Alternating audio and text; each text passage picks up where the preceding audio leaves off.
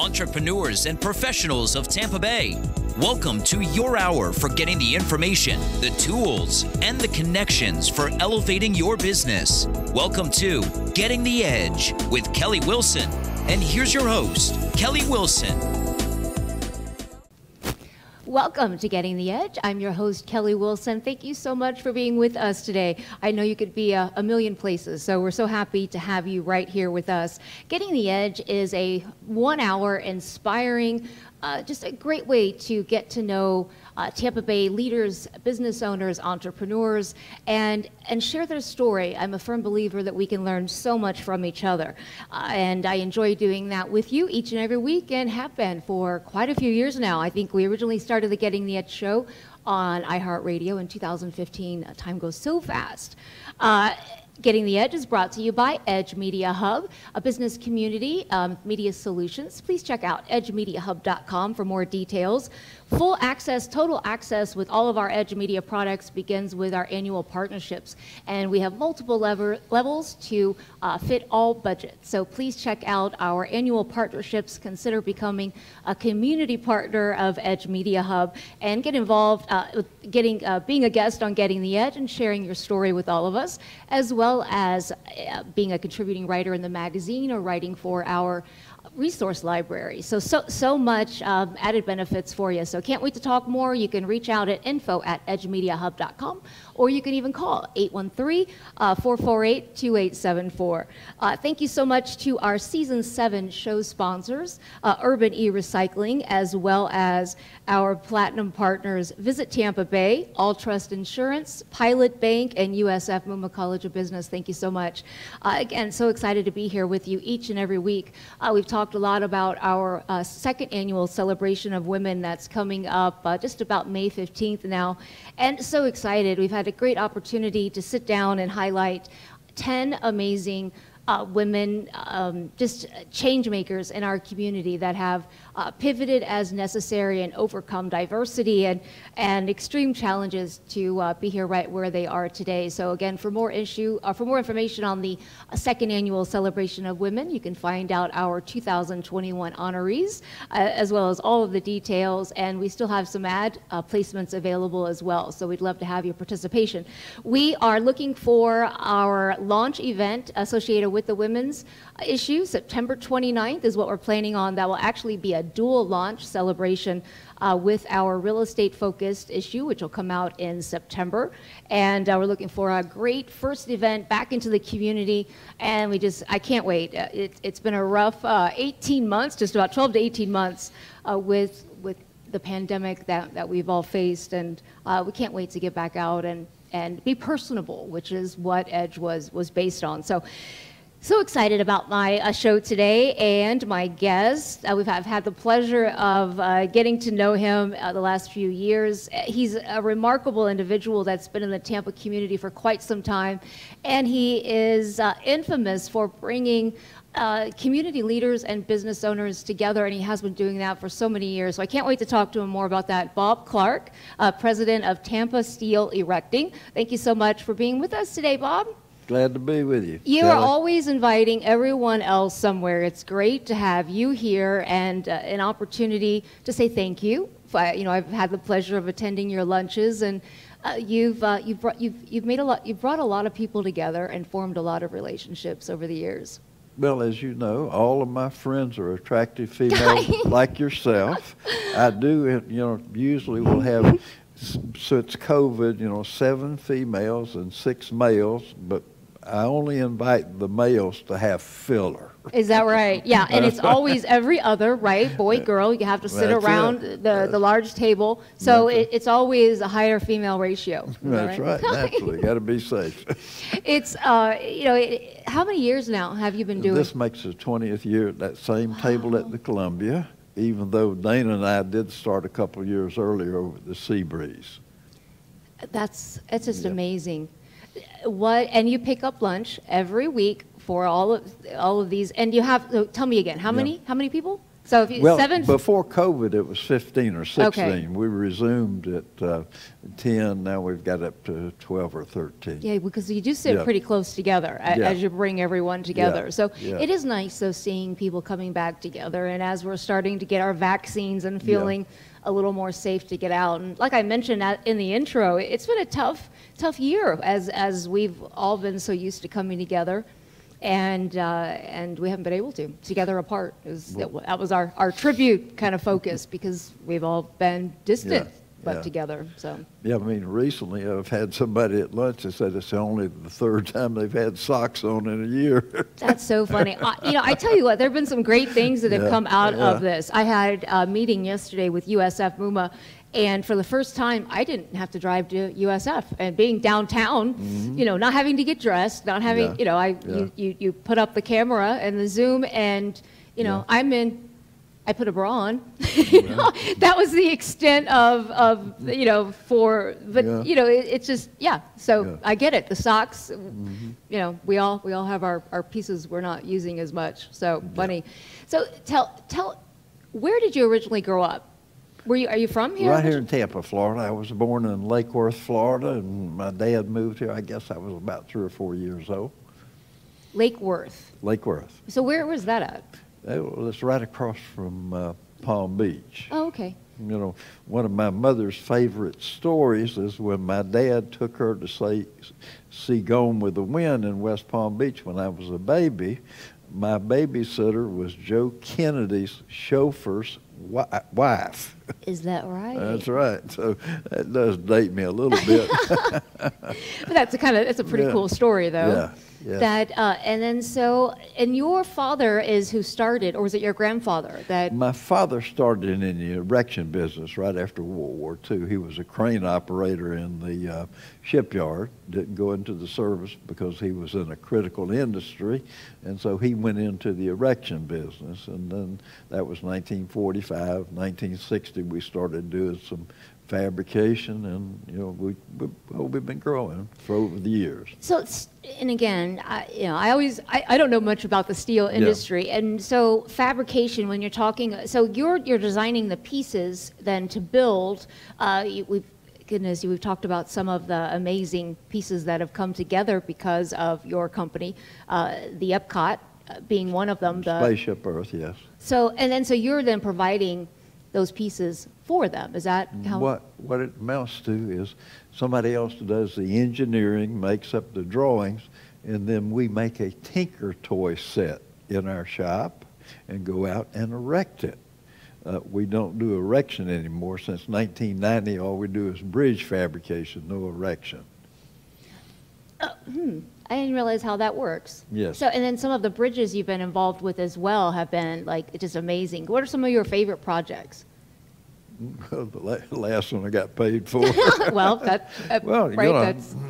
some of the ones that we've got awards for, you've probably heard my list: the Yellow Bridge in Atlanta, 17th Street, Casco Bay Drawbridge, Portland, Maine, Starl Drive in Boston, 48th Street and FDR Drive, downtown New York City. Recently, the Gateway to Dallas, a Santiago Calatrava project, is twin arch bridges, 300 foot high, that span 1,125 foot. Wow. And the Selman Expressway, which is getting ready to open, the interchange at Gandy and Dale Mabry, and after that a launch platform over at the Cape. Thankfully, it's for the Blue Origin, which is Bezos' project, and thankfully that his divorce did not affect his $1 billion hobby. That's a good thing. That's right.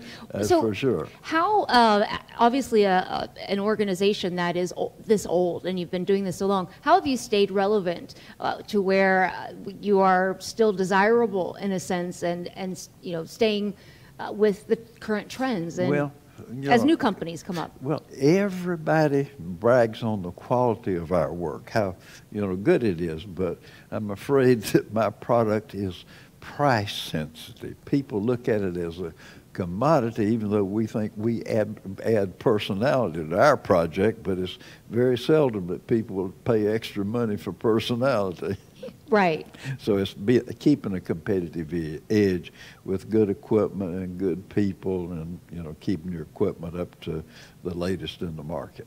So what has been, as you've brought teams together and have watched projects come to life, like what have been like some of the best things I think you've learned as far as picking the right team and putting the right people together for projects? That's really a hard question. We're all about hard questions on the show.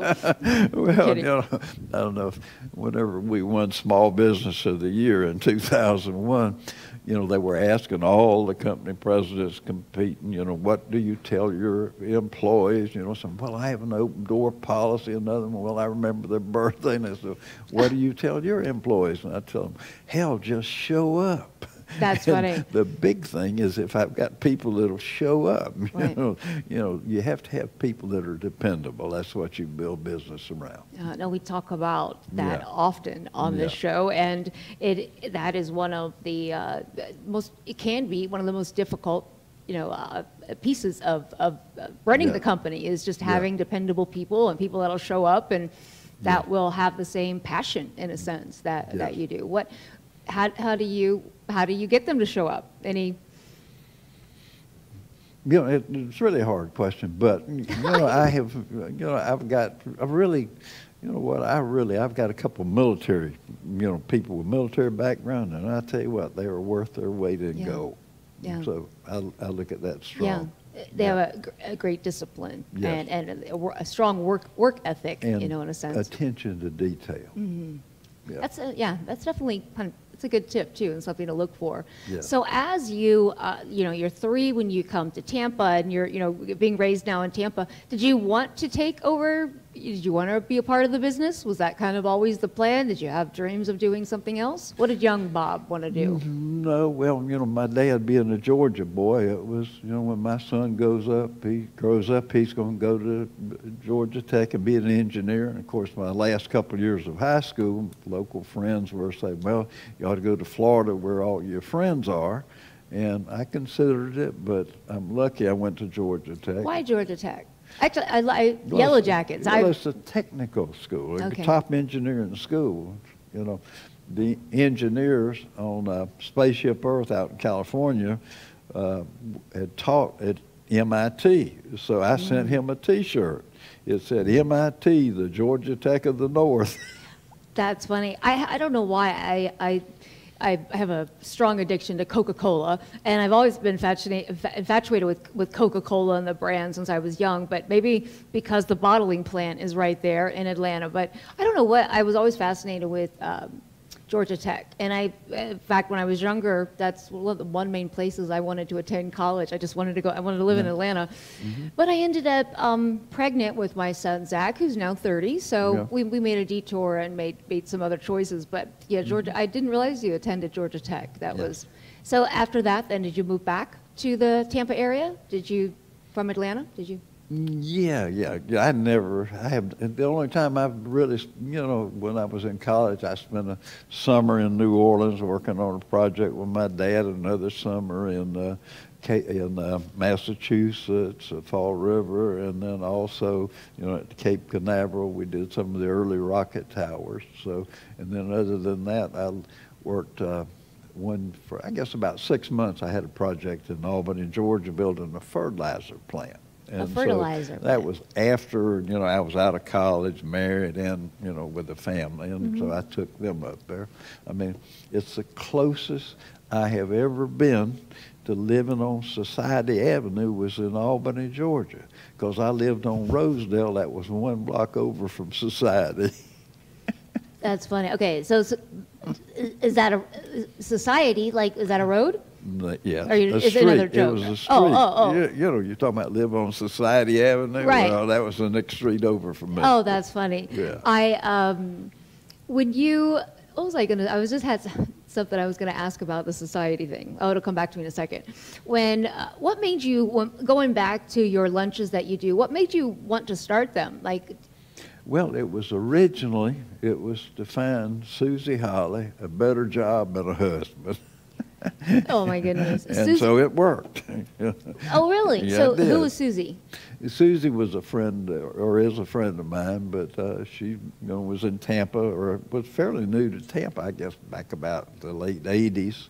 And, excuse me, probably the early 90s. Okay. And so she was divorced. She was working at Steinmart, so took her to lunch. She met Paul Cato, who was president of Channel 8 at the time. He had her dressing the anchors, helped her income. Then when he took over at Convention and Visitors Bureau, he hired her there.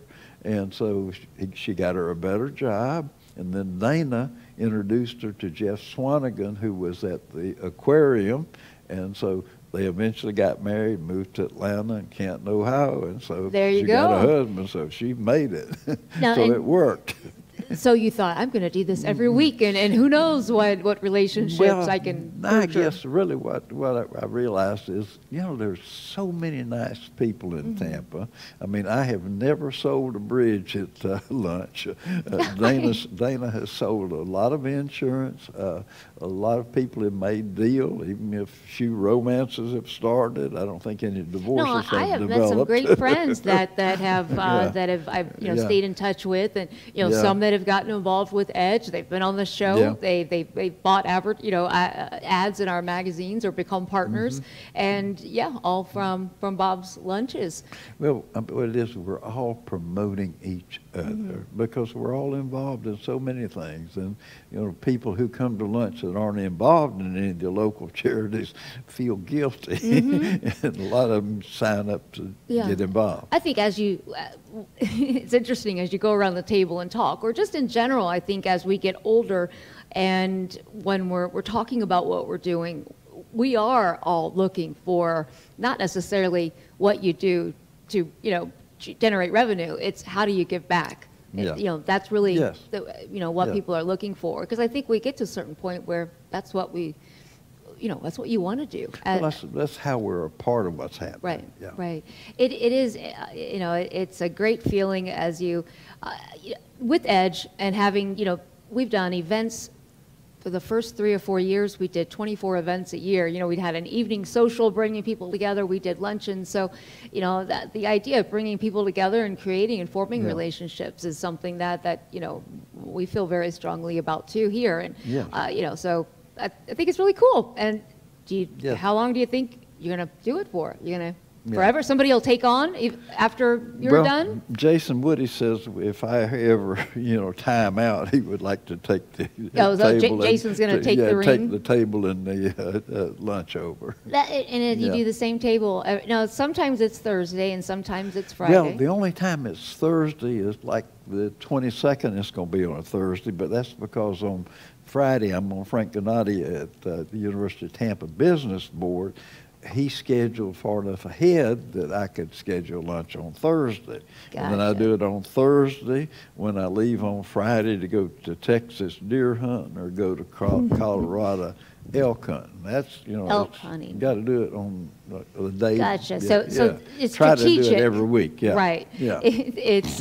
But it works, and it is. Yeah. In fact, we bumped up our filming here a few minutes just to be able to accommodate getting you out in time for lunch. So, I think the Tampa community is even stronger because of Bob Clark and people like you. That nurture relationships and they see. I think everything that. I don't know, goodness maybe isn't the right word, but like you said, there's a lot of great people, and I know you're strategic when you pick the lunches and pick the people that are going to the lunches. So, you've done really well. It's a lot of fun. We look forward to it. A lot of people need a little boost every now and then. They need to help fit in. Yeah. And so how do you find who you invite? Do you have people like that reach out to you regularly and say, "Hey, Bob, how can I get on your list for lunch?" That happens, fairly often. Yeah. But what it is it's been hard with COVID because I'm reminded. I'll see you. If I haven't seen you, I don't remember to invite you to lunch. But that's it. Is friends I've developed, being involved with, the things, the Chamber of Commerce, Visit Tampa Bay, the Board of Fellows at Tampa U, the other charities that I support. So I see people, and there's a lot of people that I want to get to know, a good-looking woman like you. When I met you, I had to have you to lunch. Thank you, Bob. I appreciate that. You're funny. Again, thank you, because it has made a big difference. And, just to me, to many, I was talking to someone, I don't know, probably before COVID, and they'd mentioned Bob, Bob Clark, and I'm like, oh yeah, no, they hadn't been to your lunch, and they like, connect me with Bob, but then I believe COVID hit, so yeah, it has been. I can't wait till we all get kind of back to some type of normal, but there are quite a few of that I think they probably had their vaccines, because as you look at photos and you look at social media, there are people out and doing things, and you are back doing the lunches. So I can't wait to get back out and celebrate. So, and you've got a 70th year anniversary coming up? The company was 76 years old. 76. In October 1st, 2021. I'm going to celebrate it this year, October the 1st. It'll actually be 76, but we're going to call it our 75th anniversary. Wow, 75 years. Congratulations on all of your accomplishments and your families. Now, how many kids do you have? I have a son and a daughter. Okay, I was hoping you had a son. Not that the daughter couldn't take over the business as well, because women aren't just as capable as men. But my son-in-law is my operations person. Okay. He graduated from West Point, got his master's at Georgia Tech. That's where he met my daughter. Of course she went to Georgia Tech. Got out of the military with 12 years as a major, worked with defense contractors, and now he's been with me. November will be 19 years. He is my operation. He's my right-hand person. He makes things happen in the factory. I do things that estimating, sales, anything that has to do with money or personality, I take care of that. And I let him do the work. Of course. No, that's great, especially like a family, keeping it in the family, and that level of trust. Yes. Is and he has the military experience, and he went to Georgia Tech. So yeah, he's got all the pluses against him. And obviously he's performed. Yes, and that's a big thing. Right, that's the most important. And then your son, is he in the business as well? No, he's the deputy sheriff. Okay. In fact, he just retired from the sheriff's department. Wow. And how many years have you been married now? A long time, seems. Me? Yes. Well, I've got an upgrade wife I've been married to for 28 and a half years. Oh, my goodness. Yeah, excuse me. Brave. See, my first wife was a chemist. She could turn money into crap. That's a problem. You're so funny. Okay, so what is your most, how do you feel with all of your wonderful projects? When you drive by your Epcot, the Epcot spaceship, when you drive by one of the bridges, if you go into Dallas and you see your projects, how does it make you feel? Well, you see them in the travel magazines. You'll see Spaceship Earth at Epcot, or you'll see pictures of the Tampa City Center, which is the PNC building, or the aquarium here in Tampa, or the gateway to Dallas, bridges. And, when I look at these things, people always ask me how I feel, and I always tell them the same thing. With me, it's like peeing in my pants with a dark suit on. It gives me a warm feeling, even if no one notices. You are just hysterical. You're so funny. That's a great feeling, and we're glad. We're all happy to know that you could experience that, and that you're warm and fuzzy. But I think too we talk a lot about celebrating the successes and small successes. Obviously, at 75, 76 years, you have had a lot of them. Yeah. If you could go back in time, let's say when you were leaving Georgia Tech, right, after you graduated Georgia Tech, if you could give your younger self advice, knowing what you know now, what advice would that be? I don't know, probably pick a different wife. Leave the chemist? Yeah, skip the chemist? That would really be hard, because, I've grown with the business. The business has grown. Like when we went from the building business into the doing only bridges, I really had reinvent the wheel as far as estimating went. You know, maybe back then I should have hired some people with experience in the industry rather than, you know, develop it all on our own. But, you know, we've survived, so that's wonderful. Well, that's a great thing to, you know, because I ask often about like kind of toughest lessons learned. So reinventing the wheel in a sense where you may not have had to, you could have probably looked at other models, right? But it's not necessarily negative to create your own. I mean, time management wise, maybe, but. Well, it would have probably, you know, see what would happen in the early days. You know, you would, if an estimate went over budget, then I would have to see where I thought it was, and so the next time, then I would increase, you know, my man hour to cushion, right? Just to allow yourself like some of those. Yes. I don't know, errors is the right word, but when you look at like construction-wise and fabricating and the different ways that you're putting things together, you know, I love history, and I look at, you know, just different things that were created so many years ago without necessarily the technology that we have today, and I think it's just amazing how, you know, how has that changed from now, like from like in the 60s or the 70s, you know, as far as creating these massive projects? You know, the big thing, one thing that's been a boom for all the construction industry was probably in the middle 50s whenever they transitioned from rivets to high-strength bolts. See, now if you've got a 7/8 high-strength bolt, they put a, you know, 15/16 hole, you put your bolt in. But in the early days, they would make the holes undersized, say 3/4 inch, you'd have to ream it, you know, but now they've got confidence, then, you know, the design is taken over. So that was major. And then letting welding take the place of riveted connections in a lot of places. I get you. Yeah, and I guess you learn. It's like, you know, I kind of like, I guess, with some of the vaccine talk that, you know, is so relevant these days is, you know, we don't necessarily know the long-term effects of anything, right? But the same thing with when you're building, like longer. I mean, you don't necessarily know the life of a bridge or the different components you're using over the next 50 years until you're able to gauge that time frame, right? And then know as new things come about, and then you find better ways to do things, right? And it's always amazing when you look at if they're going to, as teams or crews are working on these big projects, and you know, you see, especially bridges, you know, and they're working, it's just, I don't even, you know, it's remarkable how that they're put together, or how you're able to make repairs, you know, on something that's above water or something. Yeah, well, you know, it's like in 1956 when my father was erecting Gannon #1 power plant for Tampa Electric, the biggest lift crane in Tampa, Florida, was a 50-ton Northwest that he owns. Now, it's common, you know, for people to have 200-ton cranes on these projects. In fact, a lot of the cranes you see sticking up, the ones with what they call a tower, a crawler tower, not the towers that you see downtown.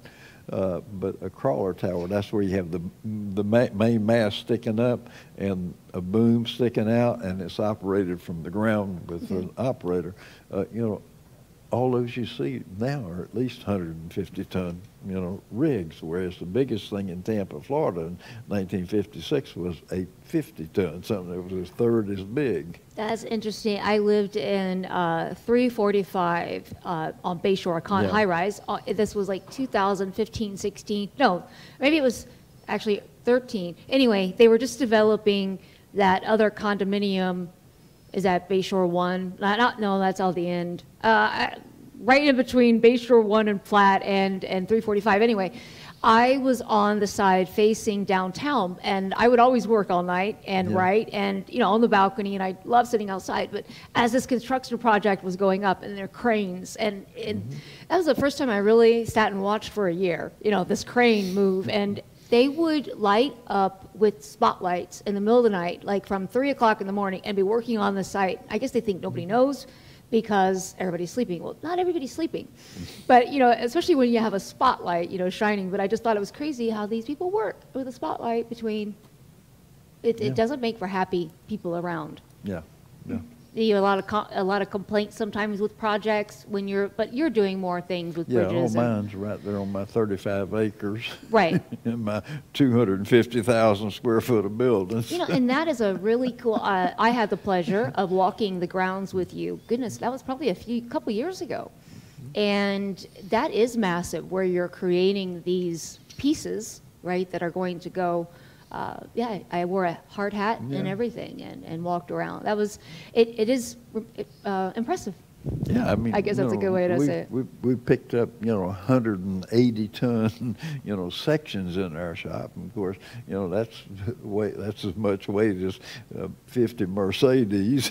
So on like the different projects that you've done, like that you've Dallas and some New York that you've mentioned, are you bidding on these projects? Are they kind of just knowing of you and they're reaching out, or? Well, people are aware of me, and so I get, a lot of people come to me to bid on things out of state.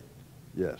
What, again, 75, 76 years, again, that's quite an accomplishment. Congratulations. You are involved in a lot within the community. I know the Tampa, is it the Tampa, Miss Tampa? Yes. Okay, that you've been a part of for many years. Yeah, I have been the executive director of the Miss Tampa Pageant for, almost 30 years. Now, that's in the Miss America system. See, the Miss America system is different from the USA and the other. The Miss America girls can walk and chew chewing gum. It's all about scholarships, intellect. And, USA, that's boobs and butts. Oh, my goodness. Well, still, huh? Yeah. Still. The USA one is. Yeah. Tampa is. The money is used You're for so college funny. scholarships. Oh, Miss to Tampa. get law degrees, medical degrees, whatever kind of degrees that they would need. Yeah. Gotcha. No, it's great to see that. And, we have come a long way as far as pageants and those things. It is great to see, women being.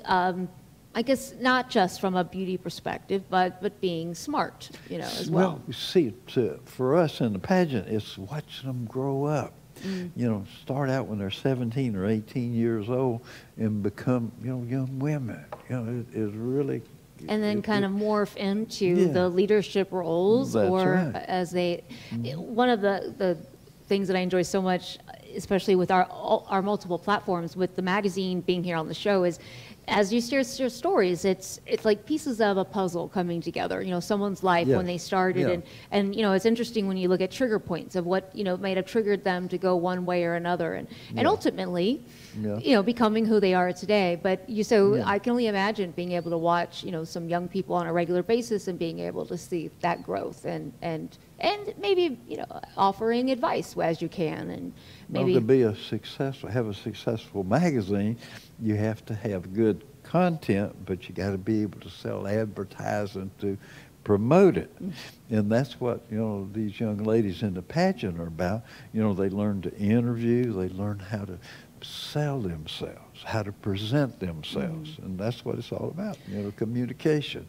Yeah, and hopefully, tie them in. One of my passions is, I feel like too many of us live a life in a sense and are not connected with what truly drives us, and that that sets our soul on fire, so to speak. So, it's great to, especially I think in that world where you're getting to meet so many different people, that hopefully you're able then to have, opportunities, or your mind awakened in a sense to options, as far as where you can go that'll make your heart happy, not just have a job necessarily. So it's as you've watched some of these young girls over the time, have there been one that you might have been closest to, or that stands out that has gone into some type of role that? They're all just awesome. Well, I mean, they're all awesome, but one of our girls was a 19-year-old University Tampa graduate, and first runner-up at Miss Florida at 19 years old, and then she went to she was originally from Rochester, New York, and graduated from high school, or quit high school and came to Tampa U because she was taking college courses in high school, and graduated at 19. So she moved back to New York. She became Miss New York State and third runner-up at Miss America. And now she's a news anchor. I believe it's in Austin, Texas. You know, I'm really proud of her because I've really seen her grow up from you know, a 19-year-old kid to a successful young lady. And I'm sure there's a lot of great stories there with many of those girls that have gone on to do some great things. So it's great that you've been able to be a part of that for so long. And some of the other organizations that you're involved with, what are some of the others that the Greater Tampa Chamber, correct? Yeah. Florida Transportation Builders Association? Well, yeah, with the Chamber of Commerce, I've been on that board for 19 of the last 20 years. Last year, I was off the board, and I guess the only thing I really have to contribute is longevity and remembering the things we did that didn't work. I've been on the advisory board for the Visit Tampa Bay, or Convention of Visitors Bureau, since Paul Cato took over, so that's, you know, over 20 years. And then Floridians for Better Transportation, Florida Transportation Builders. If it's got steel or transportation in the name, I'm a member of it. There you go. Leadership Tampa Bay, and Tampa Bay Alumni CEO for the CEO Council. Yeah. And then you're elk hunting. We talked about that. I was going to ask, is there, like, what might people be surprised to know about you? I guess pretty much an open book. I don't know. Maybe I work crossword puzzles. Do you like crossword puzzles? Yeah. So what do you do in your spare time other than crossword puzzles? You know, I really spend a lot of hours working, and I guess I do read quite a bit. You know. What do you have? Like, what do you enjoy reading? It has to be something true. You know, a biography. You know, I just finished recently rereading, you know, Sappers in the Wire. It was about Firebase Marianne in Vietnam that was overrun by the Viet Cong in 1971. It was about this time in 1971. My brother was on the Firebase. See, he got to Vietnam and he led a platoon, you know, out in the battlefield for 6 months, and he went behind the lines. We weren't worried about him when we got behind the lines, but he had flown in to Firebase Marianne the night before with a payroll. In fact, and then they were overrun. 28 American GIs got killed in the attack. And you said he had payroll. Like, is that what you said? Well, like, he flew in with payroll, meaning he flew in the payroll for the troops. You know, they got to get paid when they're out there. In fact, when he got out of the military, he was still charged with, I think it was $35,000 payroll that got burned up in the attack. Oh, also he had sent it out, but they never received it. Well, no, he took it with him. He had it on his person, but during whatever was going on, you know, it was either burned or, you know, something happened to it. And he was still held liable. Yeah. Would they think he did something with it? No, they weren't concerned about that. That's funny. Yeah, so that's a great story, kind of reading things that that were real, you know, that you can and he passed reflect. In May 12th of 2017, which was, you know, really rough on me because he was my business partner, hunting partner, and so I was really depressed for a year, but hey, life has to go on. He's still with you. Yeah. I'm sure you feel that too. Yeah. Oh, I'm sorry. What are your favorite places to travel when you can get out of Florida? Well, I make at least 2 trips a year to Las Vegas and 2 or 3 trips a year to Atlantic City. You know, I am not a gambler, but I am a rated player. And, you know, I play enough that, you know, I have a top rating. But the only reason I do that is my story, and it's a true story, is I never lose more money than my comps are worth. You know, the complimentary things I get, whether it's rooms, suites, meals, Right. flights, things like that. So, you know, it's a break-even thing for me. So let's say you have, we'll just use a figure, you know, maybe 10,000 in comps, right? So you're set out, you know that you won't let yourself lose a certain amount, like under that, over that, right? It's a good philosophy. Does it work? Do you win? Do what? Do you win? Of course. Well, that's all that matters, right? That's right. I have been to Atlantic City once. It was a pretty neat city. Be nice to get out and travel again. Well, when and of course, my things- favorite thing is I have been hunting on the same ranch in Texas since 1979, been hunting on the same area in Colorado since 2003, the same ranch there, and I've been moose hunting with the same guy since 2010. So, And you know, those start with your father, from a more of a family tradition. well, the deer hunting did start. You know, my dad and my brother found the place that we hunt there, but you know, I get him involved. You know, in fact, my dad killed his last elk and his last deer when he was 91 years old. Oh my goodness! And so, you know, finding a place where we could elk hunt, and then the moose hunt would be something that would have been accessible to him. But by the time we started doing that, he wasn't interested in it. Yeah. Are both your parents gone now? Yes. Yeah. Yeah. In fact, my little mother died May 14th of 2019 at 100 years and 10 months old. Oh my goodness! You're going to Yeah. be around forever, Bob, aren't I'm you? planning on- well, you know, I'm like somebody asked me the other day, they said, what do you want people to say about you 200 years from now, Bob? I said, I want them to say it. Bob, in spite of your age, you still look good. God, you're funny. Well, one of the questions I always ask is, you know, at the end of the day, how do you want to be remembered? You know, what do you want people to say about Bob Clark? Yeah, well, I don't know about that. I hadn't thought a lot about that. And of course, you know, everybody knows my tagline, my introduction, and you haven't asked me for it. My introduction is, I'm Bob Clark. I'm in the iron and steel business. My sister irons and me and my son-in-law steel. You are so funny. I have heard that a few times. Yeah. Everybody else in Tampa has too that hangs around with me. Yeah. Yeah. You're iconic for that. Yeah. You know, that's so funny. You know, again, And of course, you were talking about, see, when I first started my lunches at the Columbia, it was probably $80 a meal. You know, now I've got it's up $400, you know, to feed about can 13, imagine. 14 people. But see, I had to quit drinking when I missed Christmas in 1990. See, you missed Christmas. Yeah, I developed an allergy to alcohol. Makes me break out in spots like Las Vegas, New Orleans, San Francisco. So I had to quit drinking. Oh, So goodness. you know, buying a meal once a week doesn't hurt my expense account. I see. So you forewent all the alcohol because That's right. You're so That's funny. right. And well, it's worked. Again, I think it's. But I can imagine. So what is it? 400 now, probably. And Yeah, with Richard, tip.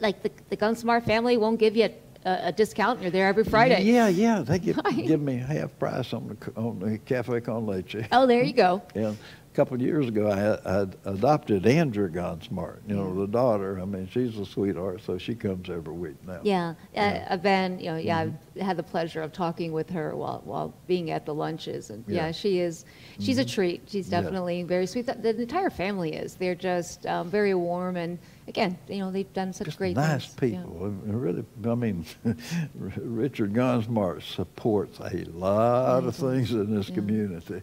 I was just, is it Arlen? I was just on the phone with his assistant trying to get him scheduled to come on, and Yeah. I told him he had to bring his guitar.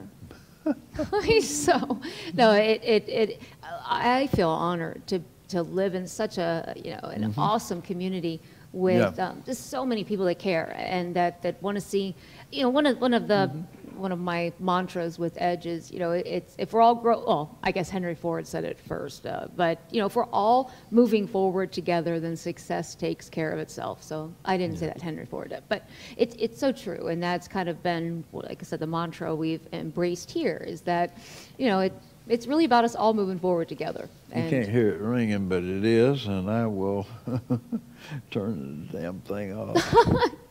Good to know. Good to do. Did you hear it ringing? I did not, but my hearing's not that great. Okay, so definition of success. Like, what is your definition of success today?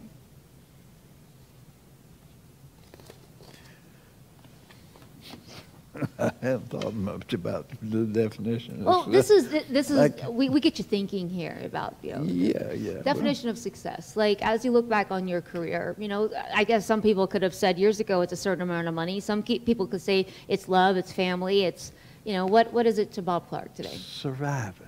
Yeah. Surviving, because Great I mean, answer. you cannot, I can't tell you how many competitors I have lost over the years.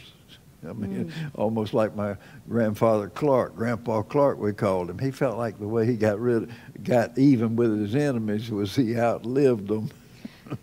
That's a great way to look at things, and so too. we have outlasted most of our competition. Yeah. No, and that's got to say something, too, that, you know, I think even in my career, even with Edge, you know, looking back, we were 8 years old, but you look at all the businesses that have come and gone, even in the last 8 years. You know, it's kind of, so it is very, I guess, as a satisfying, I'm not sure what that word is, but as you're here for a long time, and but 75. like one of my buddies, Eric Carl, who I haven't seen for a long time, told me, he says, Bobby, he said, you are the only person I know in Tampa, Florida that builds something. He said, make something. He said, something you can see. He said, all the rest of us, he said, all we do is shuffle paper around. I mean, and see, I'm in a hell of a fix because I have got to have an $18 million plant to serve my customers. I mean, I'd really like to be in a business where I could be in a rented office with a set of books. Right. That's right. Yeah, but you do. You provide a specialty, I guess. So it's, but yeah, it's probably a lot different with a hard hat and being in this massive square footage of steel, right, with all these components versus the air-conditioned, you know, comfy office. All of us that stayed in construction, this type of work is so hard, we must have burned all of our bridges behind us, or we would have been doing something easier now.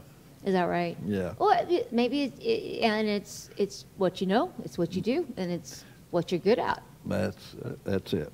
Yeah. No, and you know, obviously, all of your work shows for it. So, what does the future hold for you? More the same, I hope. More of the same. Do you plans on retiring anytime soon? Or I guess not if you're going to live to 105 or 10. Well, my banker posed that question to me, and I told him I was going to retire about 6 months before I died. Is that right? Yeah. Well, you know, as much as, especially when you enjoy what you do, granted, balance is important. Yeah. And, you know, I think even I have to remember sometimes, even if you want to work, sometimes maybe you should take a break because, you know, it is, you know, our minds do need a mental break at times. But it's great when you love what you do. I am nice to myself.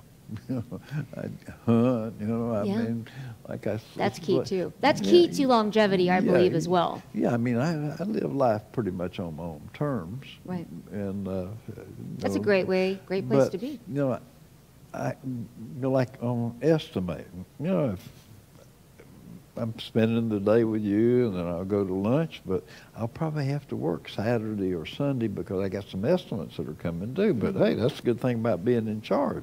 I can have fun when I want to as long as I know what my work is and I get it done. And that is, I think, the the mindset of a business owner, entrepreneurial type mindset. We're disciplined in a sense. Where most of us, where we, we've got, it is tough because if we're out during the week and we have meetings or we're out, we're not necessarily taking care of the things we need to take care of. So making sure that we have that time to do that. Like I walk through my shop every day. And yesterday what did I have yesterday morning? CEO council, so I didn't get through the shop until about 10:30 in the morning, and I'm dressed like I am now. Now, for me, this is dressed up. You look good. And so my guys, one of them was, commenting about me running late coming through the shop. I said, I've been out there peddling personality. You know, you do. I love your sense of humor, and you know, it's great to laugh and to be around people that just don't take everything so seriously, and they can just have a good time. And you know, I think like you just said, you made a comment.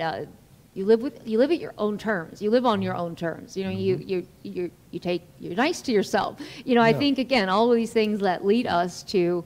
I think you are providing to us the secret to longevity and a long, healthy, lasting life. I think you just told us the secret. I really am counting on my mother and dad. My dad, you know, lived to be 93. I'm counting more on longevity because I did take a hiatus on clean living because I spent a lot of night out there in them smoky places, let people blow smoke in my face. Right, I can imagine. And so now and then, of course, one thing about it, I spent enough time between marriages that my mind got ventilated and I get browbeat. So, you know, I had a fresh look on life. What? I try to follow the jokes all the time. Sometimes you lose me. Okay, we'll just, I like it. I can only imagine spending time in Las Vegas and in the, what do we just call it? Atlantic City. And back in the day, well, I guess you can still smoke in all of those places. And I mean, I enjoy cigarettes occasionally, but oh my goodness, I can't be in a place where you're bombarded by it. So yes, drinking heavily, you know, and all that smoke in those places sometimes is. Well, very few people smoke anymore, but they do have the ventilation system they have in these casinos. I mean, in most cases, you can be sitting right next to a person smoking, and the smoke will be evacuated from you. Yeah. No, it used to be very overwhelming. I used to enjoy hearing the sounds of the slot machines, or just being in those environments are pretty cool, powerful in a sense. Or I like to, you know, sense of hope, people winning. You know, it's kind of exciting, but at the same time, I think of all the loss and people losing, and you know, anyway, I try to stay away from those as much as I can. Yeah, I try to stay away from losers too. I don't want to lose. I'm pretty lucky. I have not, there's never been a time where I haven't, every time I go, you know, I'll put $5 in or $10, but I'll come away with 200, you know, and I'm like, okay, bye, I'm done. But yeah, I enjoy them. But I like the slot machine sounds they make, but yeah, pretty exciting. So, yeah, do you have a favorite quote? Any well, I think they attribute it to Einstein, you know, doing the same thing over again and expecting different results is the definition of insanity. Absolutely. And so that's one of my favorites. Yeah, I think of that often as as you come up with, try to, you know, new ways of trying to figure out how to do things. And I don't know where I heard that so long ago initially, but it has definitely stuck with me. Yes. Because anytime I feel like I'm doing the same thing again that I just did, I'm like, wait a minute, I don't want to be in the insanity world. I'd like to come up with ways that will work, right? And no, it's a great, you know, there was a lot of things that he said a long time ago. There's another one about the fish, you know, that if we all live our lives like, oh goodness, now I can't remember. You know, a fish, if a fish tried to climb a tree, fish can't climb a tree. He'd live his whole life like thinking he was stupid. But you put a fish in water, and he can swim. He flourishes. Yeah. Anyway, he was a pretty smart man way back when, I guess. We'll give him. How would you explain water to a fish? That's all they know. Right? Yes. How would you explain water to a fish? I wasn't sure if this is a trick question or a joke. I'm not sure. You wouldn't try. Is that the answer? That is correct. You're so funny. When is the Miss Pageant? Is that what part of the year does that? Okay. Miss Tampa. Miss Florida which they did not have a year ago, will be in the end of June this year over in Lakeland. Miss America right now looks like it will be in the Mohican Indian reservation, which is a big casino. They have a nice place up in Connecticut, and that will be in December, it looks like right now. Yeah. And this will be the 100th year of Miss America.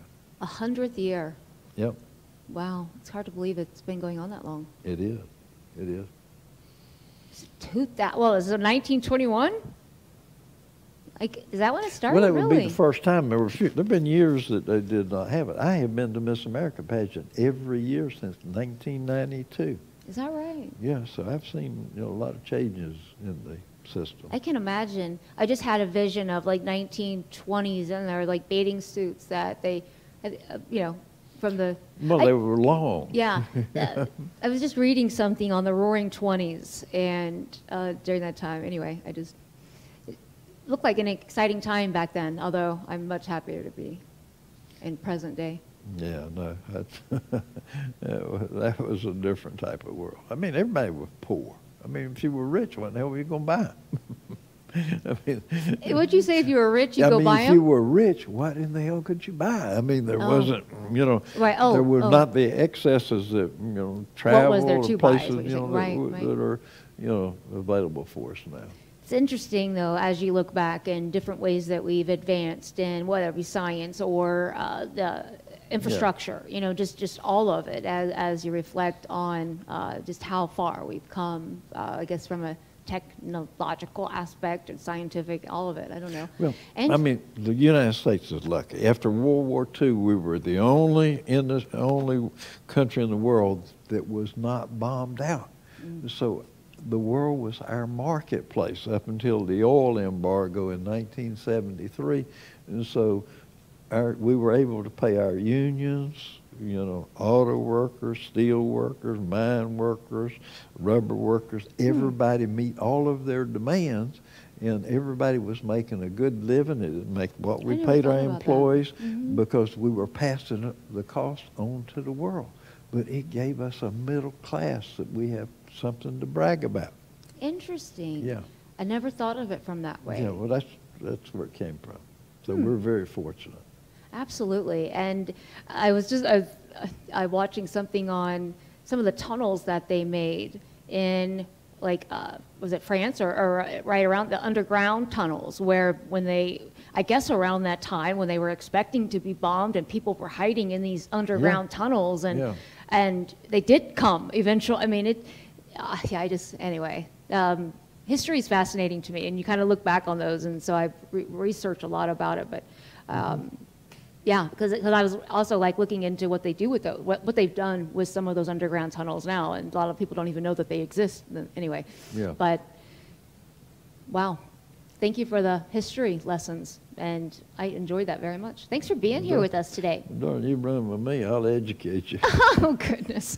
Well, I appreciate it. I do talk a lot. I've learned when to shut up as needed. But no, I thank you for the history lessons, and thank you for being here and everything you've done for our community. Thank you for your Friday lunches, and I look forward to being a part of them soon. But just thank you. Well, congratulations. Thank you for listening to me. Yeah, of course. And trying to bring out the best in me, even if it was a chore for you. No, actually, it's not difficult at all, and that's why you're still here doing what you do. And you know, you just you know, everyone in Tampa is grateful for your contributions from your family. So thank you. So thank you. Thank you so much for being with us today. Check out edgemediahub.com for more information and find out more about Bob Clark. Until next time, never stop dreaming. Thanks so much.